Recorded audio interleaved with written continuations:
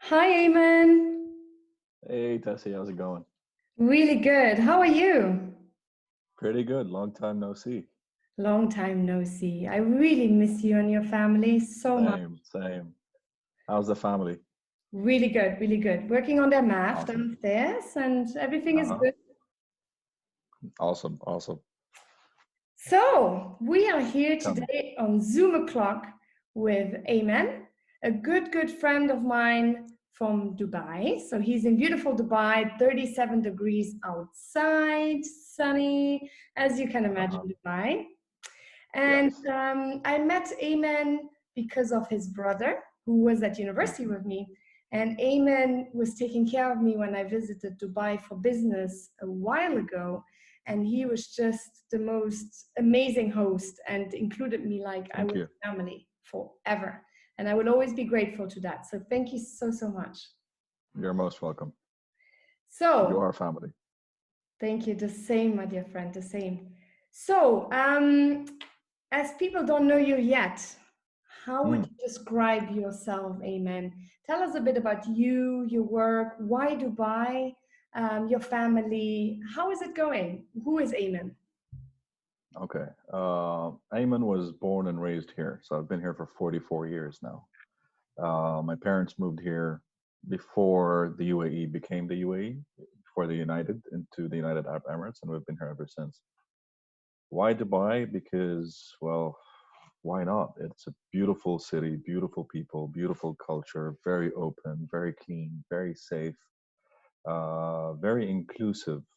We have hundreds of different nationalities calling this place home, very tolerant.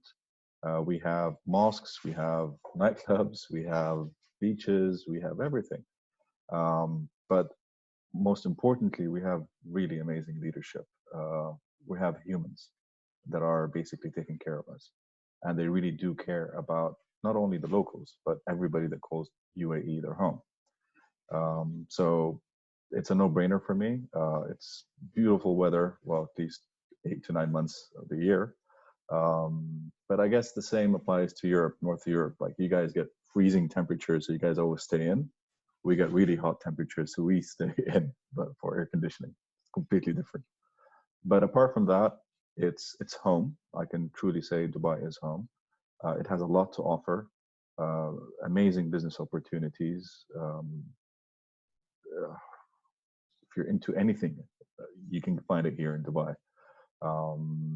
No drugs though.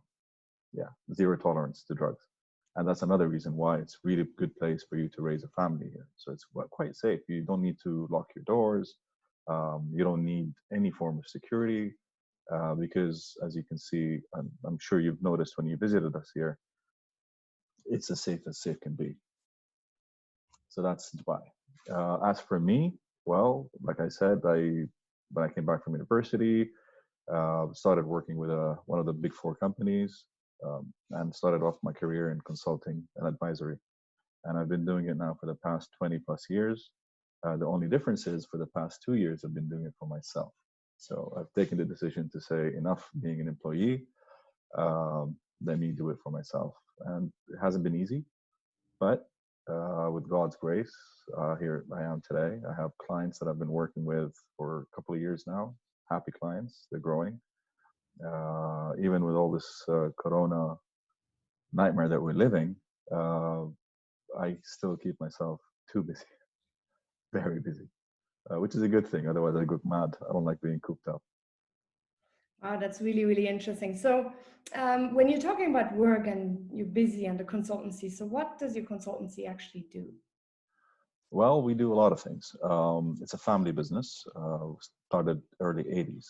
My dad started it, and now I'm running the show with him and my brother. What we do is anything and everything that comes under advisory and assurance. So we do consulting, we do due diligences, we do accounting, we do audit, whether it's external or internal. We do risk management. Um, we also are appointed by the courts for special cases that they want us to become specialists to look at certain financial transactions. So anything that comes under the sphere of assurance or advisory services is what we deliver value services on. That's amazing. And does your company as well work with the leadership in the UAE, for example? Well, we do have government clients. Right now, we're working with a new government client that's based out of Sharjah. They're tasked with schools, all private schools. So what we're doing for them is we're building their corporate governance framework, their risk management framework, and we're helping them now with their policies and procedures guidelines. So they're operating manuals. So they've been amazing. They're actually quite keen, and they see the value that we're providing, and it's actually a very exciting project to be doing at the moment. Dubai, my father was back in the day working very close with the D1, which is, for your friends, it is the ruler's court. So he was responsible for assurance services there. And he worked very closely with the late ruler, Sheikh Rashid, Allah yarhamah. And it's a wonderful ride. It's really good to be your own boss. It's very difficult though to say, okay, I'm clocking out now. I've done my 9 to 5, because you're always on call. So yeah, it's a fun time to be in. So that I assume this is all pre-Corona as well, a little bit. So now during Corona, because obviously, well, Europe, US, we're all on lockdown, and I assume so Yes, is the UAE. So yes, how is UAE is definitely under lockdown. And again, leadership was very, very transparent, very open about it. They release numbers on a daily basis. Every day at 5 p.m., spokesperson comes up on TV and explains exactly what the cases are today in terms of new, let's say, people tested positive, uh, deaths, and people that recovered. And so far, I think we've hit the 5,000 mark in terms of people that are infected. But I think we also crossed the 1,000 mark for those that recovered, and we're in the low tens, I believe, with the number of deaths. So far they've been very diligent, quite strict. We cannot leave the house without prior approval from the police, and we need to state where we're going. And it's all on app-based, so it's quite a smart government, and you're tracked. Apart from that, they've been great. Like, I have statistics. I think we're one of the highest countries that has tested its people, be it locals or residents. I think we've crossed the 760,000 tests conducted, which is around 77,000 tests per million people, which is quite high. And from a ratio perspective, I think we have 0.48%, less than 0.5% infection rate. So if you take a look at the numbers, if you don't really look into the trends, and as us assurance providers and consultants, we always take a look at the trends, we're actually doing quite good. So sorry, 0.8%. And if you want to compare that with, I'm saying proportions of people that have been examined to the population, right? So we're 0.8%, or sorry, injured to those that examined. But if you want to take a look at the, let's say, the percentage of increased injuries over time, day by day, we have stats that shows that we started off, I think, on April 2nd. That's when we really started gearing up our tests. We started off around 26%. And now, as of April 15, we're down to around 8%. So the numbers don't lie, right? Math never lies. So overall, even though the numbers are increasing in terms of the number of, let's say, injuries or people that are infected, so to speak, from a ratio perspective or analysis, we're actually doing really good. And that's partly because of the social distancing, everybody under lockdown, and that really helped a lot. I find it really interesting with that app. So does that mean that, for example, if I would say I want to go and do grocery shopping for the kids, that I would declare that on the app and then I get a specific time slot? Can you Funny enough, I just had to do that today because after this, I need to go get some groceries, and we have to get the app, and then we need to screenshot, because if we get stopped by police, it shows here. I don't know if you can see it properly, that basically my permit has been approved to go get groceries from this location to that location, from this time to that time on this date. So if I do get stopped by police, all I have to do is just show them this, and I'm good to go. Wow. If I don't have the permit, then they will name me and shame me in local media. So that's what they're doing. Oh, wow. It's So very, very effective. I can imagine. Yeah, I don't want to see you on local TV saying that guy gets us all sick because he didn't get permission. Exactly, exactly. So it worked. So that's why everybody's using this app right now, and it's completely contactless. And within minutes, you get either a rejection or an approval. Wow, that's amazing. So what would be think? Did you ever get a rejection? As of now, no. But I would assume if I wanted to go to a location that is quite far from my residence, then probably yes. So far, I've been just going getting groceries that's in the same neighborhood, so to speak. Oh, yeah. Interesting. Well, I think that's really, really smart. And definitely, I think this is actually the first time I hear anything like that. So definitely something to consider for other government leaders who are listening to this to Oh, implement. definitely. Definitely. Whoever is interested, Dubai Police has an excellent app, and I strongly recommend you guys look into it for sure. Because the thing is, for example, in the UK, when Mm. you have the right to go outside to exercise for 1 hour a day. Mhm. And I said to my friends, well, I'm in Switzerland at the moment because I did not agree 7 weeks ago with the leadership in the UK. And I said, this is just bonkers what they're doing. And I was a Mm. bit scared, so I left for the health of my children and myself. Yes. And I was fortunate to do so. But the friends that are there, they said, yeah, we can do an hour of sports.